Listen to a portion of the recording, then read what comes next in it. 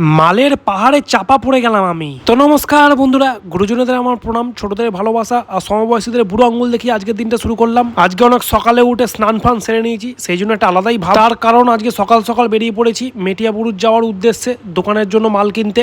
এই যে পিছনের সিটে বসে পড়েছি, সামনে জায়গা হয়নি তা না, সাপোর্ট ফ্রম দ্য বিহাইন্ডে বিশ্বাসী আমি। বহুত বড় তীর মেরেছিস ভাই। তারপর পথ চলতে চলতে খিদে পেয়ে গেছিল, তাই একটু টিফিন করতে দাঁড়িয়েছিলাম।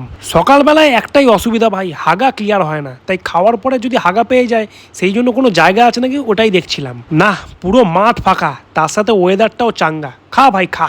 মেনুতে রাজুদার পরোটা বা উজ্জ্বলদার বিরিয়ানি কোনোটাই ছিল না, ছিল ব্রেড অমলেট, সেটাই তৃপ্তি ভরে মুখে ঠুসছি। নিজেদের খাওয়া হয়ে গেলে গাড়িটাকে একটু তেল খাওয়াতে নিয়ে আসি, আর এসে দেখি এ আগেই তেল খেয়ে শুয়ে আছে।